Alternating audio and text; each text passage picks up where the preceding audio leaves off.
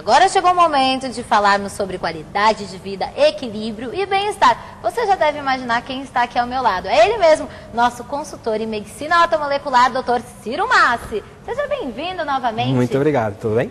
E ele garante que nós temos um segundo cérebro, o intestino. Como assim, doutor? Pois é, todo mundo sabe que nós temos um cérebro que fica dentro dessa cachola, que é o cérebro principal que comanda todos os órgãos. O que pouca gente sabe é que o intestino, ele também é considerado um outro cérebro. Por quê? A grande característica do cérebro, de qualquer um dos dois cérebros, é fabricar certos componentes orgânicos, certa bioquímica, que é capaz de modificar o nosso comportamento. Então, para se ter uma ideia, por exemplo, a serotonina, né, que é um transmissor químico do cérebro muito conhecido, hoje a gente sabe que ele também é fabricado no intestino. Na verdade, da serotonina total do organismo, 80% é fabricado no intestino e não no cérebro. Então, o cérebro realmente, o nosso cérebro, ele realmente comanda os nossos órgãos, ele comanda o nosso humor, ele comanda a nossa memória, ele comanda uma série de fatos, mas o intestino também. Então, é muito importante que você cuide bem do seu intestino, no sentido de ser um segundo cérebro mesmo. A palavra enfesado, por exemplo, na verdade... Eu ia te perguntar isso. Na verdade, é uma metáfora, porque a palavra não é bem isso. Mas uma pessoa enfesada sempre deve se perguntar se ela não está cheia de fezes. Na verdade, a pessoa pode ter um intestino preso, por exemplo, e esse intestino preso, ele acaba prejudicando o humor da pessoa, porque os transmissores químicos acabam sendo alterados. Outra alteração também comum é o indivíduo que faz muito uso de medicação alopática por um longo período de tempo. Por exemplo, de antibiótico, de anti-inflamatório. Isso liquida, isso acaba com a flora intestinal. O que é flora intestinal? O nosso intestino, ele é povoado por bactérias boas e por bactérias não tão boas, chamadas putrefativas, nome é palavrão, né?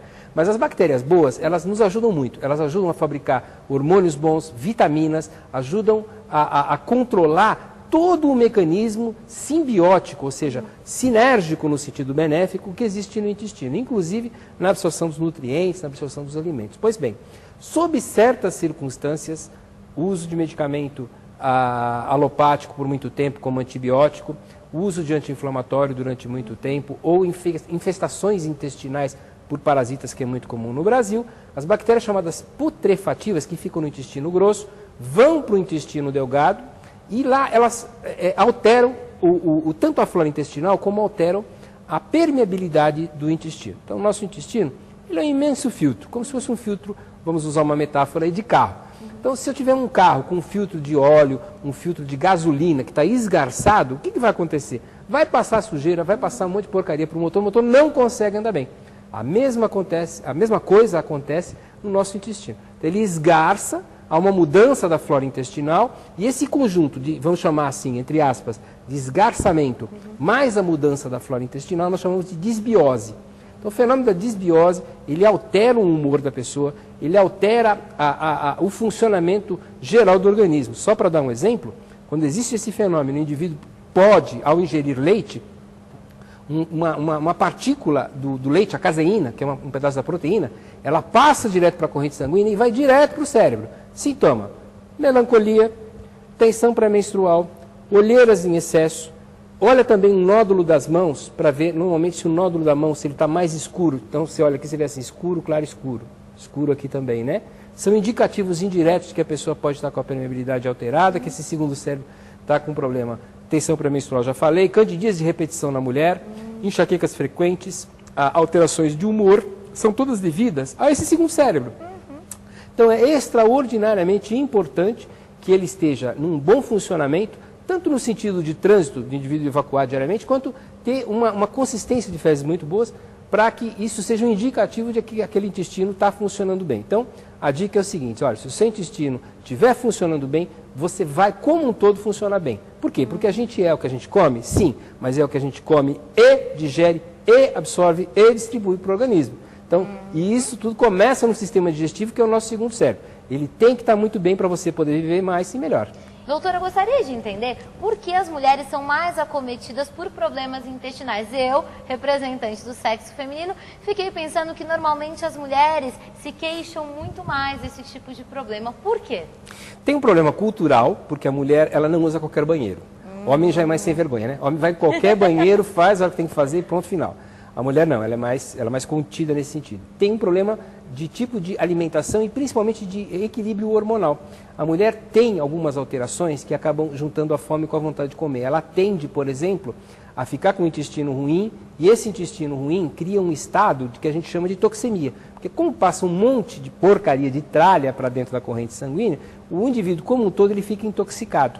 É importantíssimo desintoxicar, mas esse estado de intoxicação, ele acaba gerando uma preguiça do próprio intestino. Então, junta uma coisa em consequência da outra. Também, quando a flora intestinal é alterada, e isso as mulheres vão gostar de saber, podem crescer certos organismos, por exemplo, Clostridium difficile. Traduz? O nome já é difícil de falar, né? É um bichinho que fica lá no intestino, normalmente ele fica quietinho. Sob certas circunstâncias, por exemplo, excesso de antibiótico tem comida, tá? Tem alimentos que vêm com muito antibiótico, ele começa a crescer. E ele tem uma estratégia que você não tem noção para conseguir o alimento que ele precisa para crescer lá dentro do intestino. Ele inibe a sua serotonina, tanto cerebral quanto do intestino. Isso gera uma compulsão por açúcar. Você acaba engordando e dando açúcar que ele tanto precisa. Então, o nosso intestino, a gente tem que ser muito cuidadoso com esse cérebro, tanto no sentido da permeabilidade quanto dos seus habitantes. Né? Nós temos, se a gente contar quantas células nós temos no corpo inteiro, nós temos aproximadamente 130 a 150 trilhões de células. 100 trilhões, mais ou menos, é o nosso corpo.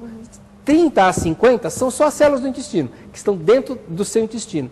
E só 2% tem a genética humana. 98% é uma genética não humana. São animais, são restos de alimento.